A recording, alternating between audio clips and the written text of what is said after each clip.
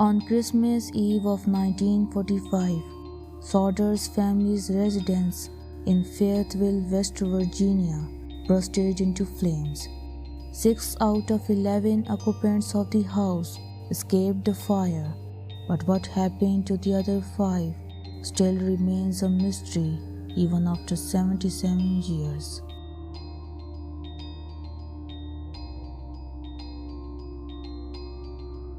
George Sodder, born as Giorgio Sodder, immigrated from Italy to United States when he was 13 years old. There he started working on railroads in Pennsylvania, carrying supplies to the workers. He then moved to Smithers, West Virginia, where he worked as a driver. Years went by, and eventually George started a trucking company which hauled coal mined in the region. He married Jenny Cipriani, who just like George immigrated to United States at a young age. They settled into a 2-story timber-framed house in Fayetteville, a town in West Virginia with a large population of Italian immigrants. Sodders had 10 children and were considered one of the most respected middle-class families around the neighborhood. George was a critic of Benito Mussolini and didn't hold back on his dislike for the dictator's fascist policies. This often led to George being involved in arguments with other members of the Italian community. His remarks about Mussolini had left some hard feelings, and in 1945, when Mussolini was executed, things became later intense. Sodders recalled few instances leading up to the incident on Christmas Eve of 1945. In October of 1945, a strange man looking for work wandered to the back of Sodder's house and pointed at the fuse boxes, saying, "This will cause a fire someday." George was puzzled by the man's remarks but ignored them, as he had just rewired the house and local electrical company had said that the wiring was in fine condition. Another man who was trying to sell George and his family insurance policy became furious when George declined his offer and said, "Your house will go up in smoke and your children are going to be destroyed." He told George that he will pay for the remarks he made about the late dictator Mussolini. Sodder's older kids had noticed a strange car parked along US Highway 21.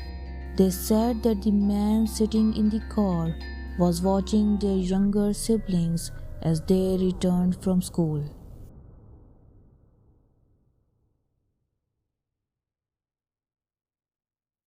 Sodder family celebrated on Christmas Eve. Sodder's eldest daughter, Marian, who worked at a local dime shop, had brought gifts for her younger siblings.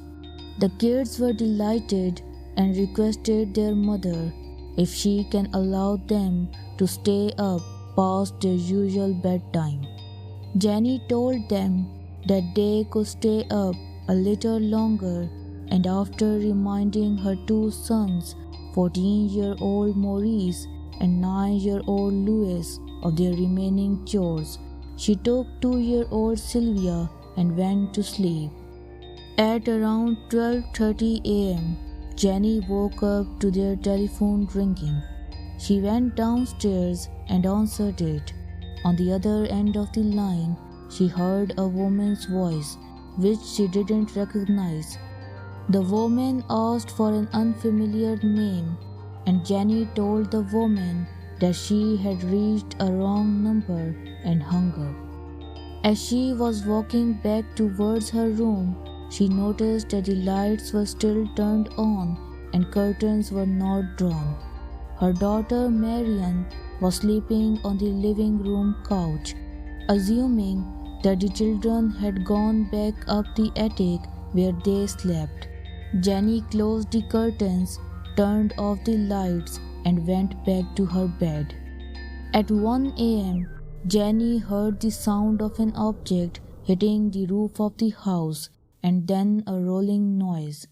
When she didn't heard anything after that, she went back to sleep again, only to be awakened again an hour later by the smell of smoke entering her room. Upon inspecting, she found that the room which George used as his office was engulfed in flames.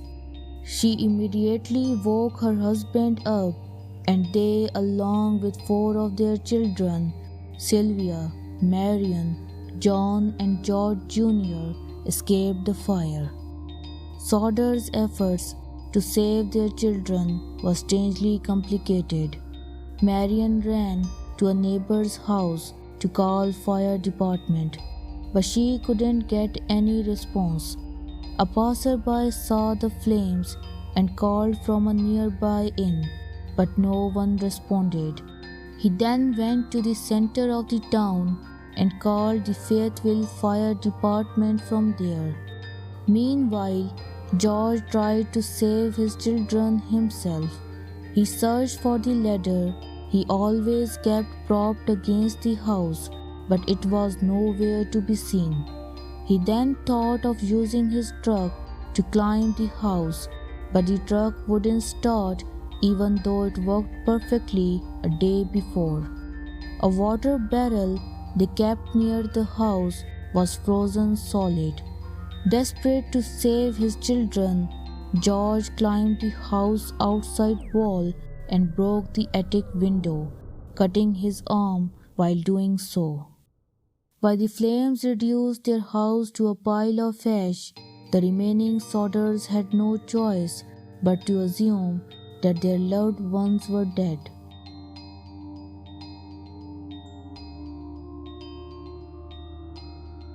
On Christmas Eve of 1945, the house was occupied by 11 people. George and Jenny Sodder, along with 4 of their children, escaped the fire.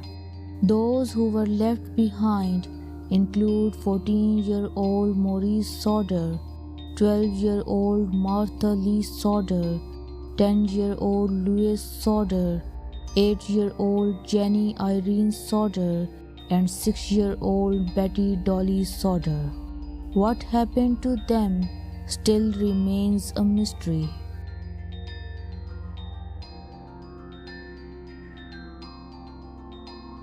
Upon inspecting the site, police didn't find any human remains. The cause of fire was determined to be faulty wiring. The local coroner inquest stated that all 5 of Sodder's children died in the fire, despite the fact that no human remains were found at the scene. Coroner jury believed that the flames were hot enough to cremate the bodies completely. Coincidentally, among the jury was the insurance salesman who threatened George and his family about his remarks about Mussolini. On 30th December, death certificates of the 5 children were issued by the local coroner, in which he attributed the cause of death to be fire or suffocation. Over the next few years, new evidence emerged, leading Sodders to believe that their children who they believed died on the Christmas Eve of 1945 might still be alive.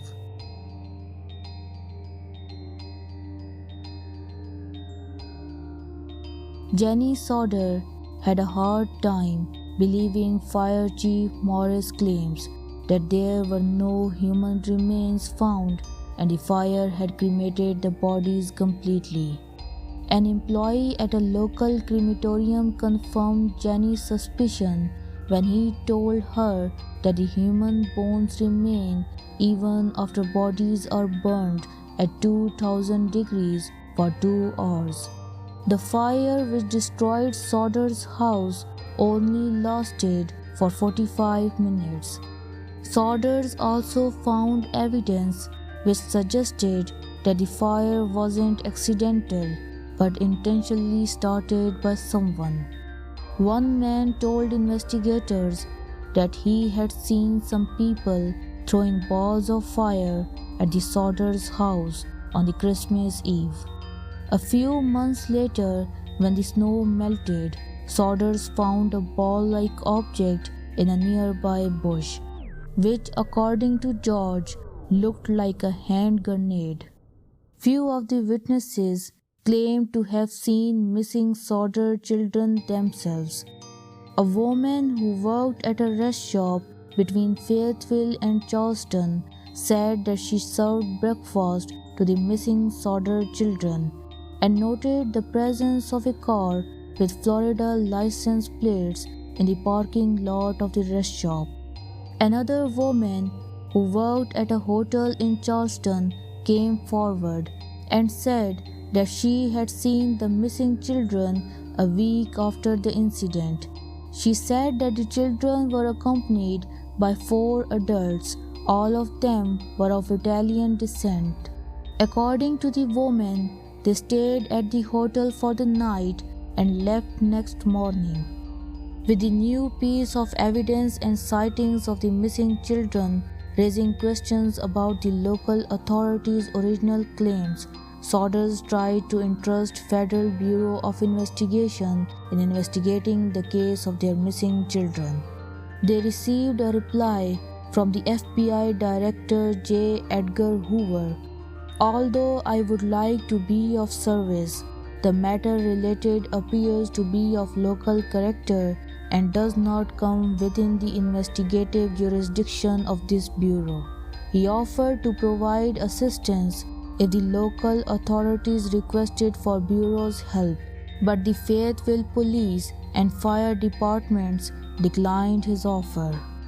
Sodders also hired a private investigator named C.C. Tinsley. While investigating the case, Tinsley learned that the fire chief Morris had found human remains at the site but hid them somewhere. When Morris was confronted by the Sodders, he confessed that he had found a human heart which he placed in a metal box and buried it at the site. After retrieving the heart, Sodder sent it to a lab for testing. The results showed that it wasn't a heart at all but a beef liver. It was later revealed that it was just a ploy to convince Sodders that their children had indeed perished in the fire. In the August of 1949, George hired a pathologist from Washington, D.C. to supervise a new search at the fire site. After a thorough search, several small bone fragments were discovered. Determined to be human vertebrae, the bone fragments were sent to a specialist at the Smithsonian Institution. The expert concluded that these were lumbar vertebrae and all of them belonged to one person. His report said that these vertebrae belonged to a person between the age of 17 to 22. This suggested that these bones didn't belong to any of the missing Sodder children, since the oldest, Maurice, was only 14 at the time of the incident. The report reached the conclusion that the bones most likely came from the dirt that George had used to fill in the basement. This was later confirmed by Tinsley, who said that the bone fragments came from a cemetery in Mount Hope. With all these leads proving to be dead ends, state police officially closed the case in 1950. Though the case was now officially closed, Sodders continued their efforts and erected 2 billboards, one at the site of the house and another along US Route 60 near Anstead. They also offered a reward of $5,000, which was later increased to $10,000. For the next few years, George traveled all over United States, following any lead that came in, but none of them proved to be significant.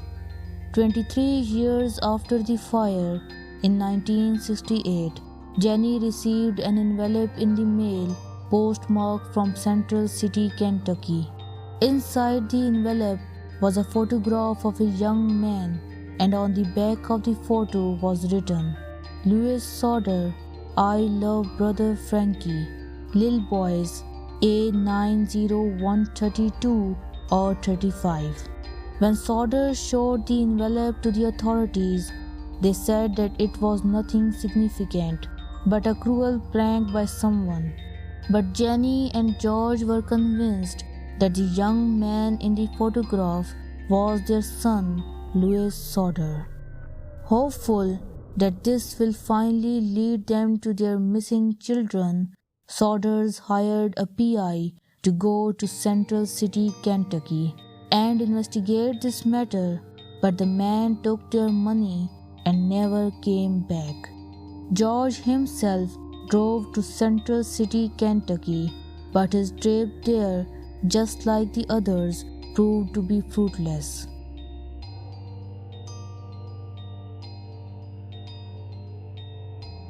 There are many theories about what happened to Sodder children on the Christmas Eve of 1945, but only 3 of them stand out from the others. With all the sightings of Sodder children and evidence contrary to authorities' conclusion, many believed that the Sodder children might have been abducted on the Christmas Eve and then sold in baby black market, which was prevalent at that time, as many couples who were unable to conceive or ineligible to adopt often sought services of the people who kidnapped and sold children for monetary gain. The second theory revolves around the involvement of the Sicilian mafia in the disappearance of the Sodder children. Many people believed that the Sodder children were either kidnapped or killed by the mafia on the Christmas Eve of 1945, and the fire was just a cover-up to hide their tracks. Their motive for doing this is debatable. Some believe that it relates to George Sodder's past in Italy, while others say he owed mafia some money, and when he failed to pay back, they took his kids away. There's no solid proof to back this theory up, and it seems to be nothing more than a conjecture. The third and the final theory is the one provided by the local authorities, who said that Sodder children perished in the fire. The only contention to this theory is the fact that there were no human remains found at the fire scene, and it wasn't possible for them to be fully cremated in the fire. But over the years, people have provided different reasons for how it was possible for the fire to fully cremate the bodies. Some say that the dirt George used to bulldoze the site may have acted as an accelerant and cremated the bones completely, while others point out to the reports that Sodders had kept gallons of petrol in their basement, which may have helped in the process of cremation.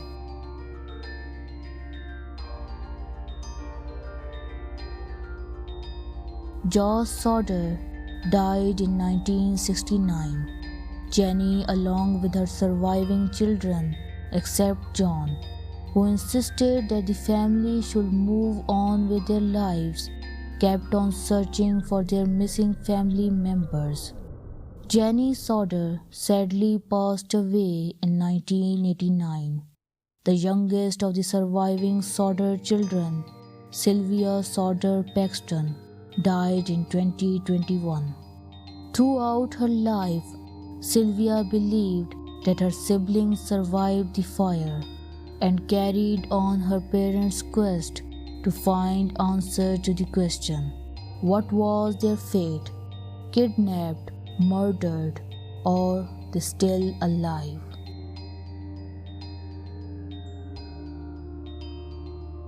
If we missed any detail about this case, Please comment down below and reward us with your feedback. Also tell us about any other case you want us to cover. See you in our next video. Until then, goodbye.